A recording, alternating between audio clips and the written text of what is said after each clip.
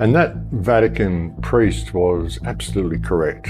This is a war that is going on, folks. And the question is, if a Vatican priest can see it and start speaking out about it, what is the matter with the people in the general public out there?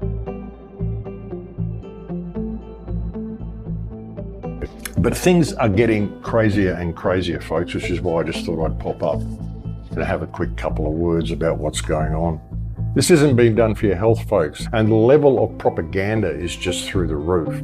But they're really just trying to isolate people. That's what all of this is about. Isolation, getting people scared of each other. So many people are scared,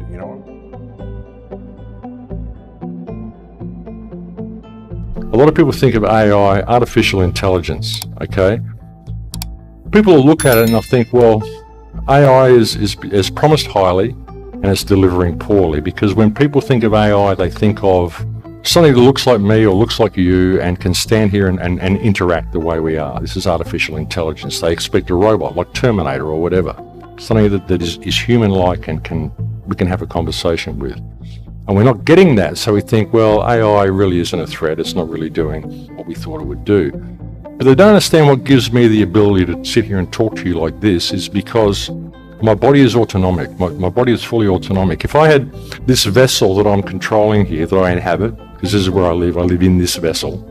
This is what I consider life to be. This is just what I'm walking around in. This consciousness could not function to be able to talk to you if I had to look after the workings of this vessel. If I had to sit here and think, I've got to pump blood there, move this bone, heartbeat, breathe, blink the eye. You're going to be sitting here just going, yeah, I'm working. You're not going to be able to do anything. You have to be autonomic in order to have any form of real consciousness. And what we are doing with the internet is we are creating an autonomic internet. So there's a differentiation between artificial intelligence and autonomic intelligence. Because you can't have artificial intelligence, you can't have, and why are we even calling it artificial intelligence? Because what it is it's a virtual world, so really it's virtual life. It's virtual life, it's not artificial intelligence. This is our left brain, intellectual, mono-thinking education that's even making us think this way. It's autonomic virtual life that we are creating, and it needs to become fully autonomic before it will have any semblance of what we perceive to be life or intelligence. We would call it intelligence, but really it's life. There's a lot of the Bitcoin people, they're just looking at this and thinking, well, we're going to free ourselves from fiat currency, but they're not realizing what happens when it all goes digital. What's happening is there's a digital barrier that's been created between us and reality and us and nature, and we're getting to the point where we're going to have to need a mobile phone and a passcode to get into a park or to get into our car or to do any normal things, so society is being restructured into this digital AI reality, and this surveillance mechanism is constructed in such a way that it will weed out dissenters like you and me. Suddenly you'll go to, because we've had this conversation, I'll go, well, such a day game, we've got to drop his social credit points, and you'll go to buy an airplane ticket and find you're not qualified for the airplane ticket. There's no one for you to call, there's no appeal process, you're just not qualified. And you get barred from certain services due to your political viewpoint. They're doing this in China now. They've got over 7 million people on China's credit blacklist due to social crediting, and these people can't do things like ride on aircraft, can't ride on trains, and many of them can't even rent houses. So it squeezes you completely out of the system. And if you're a dissident, they can basically criminalize you by default by lowering your social credit points to the point that they've limited your purchasing power with just about everything. Can't fly, can't travel, can't rent a house, so they put you in a smart prison for your safety. But either way, you become an outcast.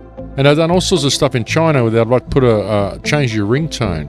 So if you're on the blacklist and I call you, I'll get a message to say the person I'm calling is on the credit blacklist. Do I wish to continue?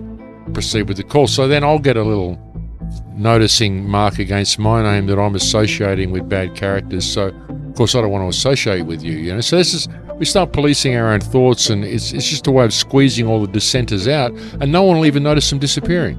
It won't be like this big, the revolution will not be televised, It won't be like this big blanket thing that you see. Suddenly you'll just fall off the internet because you don't have enough social credit points to have a house and have the internet on.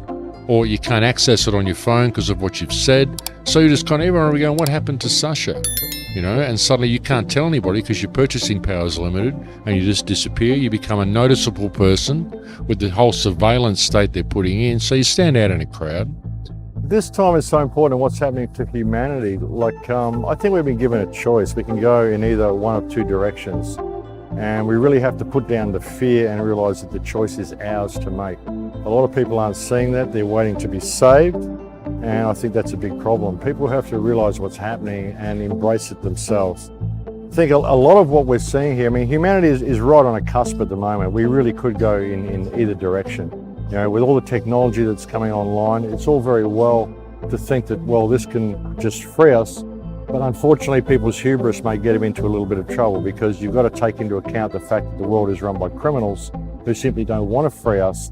And that is currently who's in control of a lot of the technology. So it's time for people to really step up to the plate with this and realize that we have to start embracing this ourselves, and we have to be the ones that are pushing in the direction that we want. And what about like you mentioned technology, now the blockchain is a real game changer. Well, the blockchain could be a game changer depending on how we play it, because people's hubris, again, may be what gets them in trouble with this. You know, when we go to the blockchain and we start to automate everything, which is what it seems to be happening, everything's becoming automated, you know, we're in danger of trading one type of government for a new type of government, which will simply be an AI government. And if that government is run by artificial intelligence, and it's really going to depend on how that operates.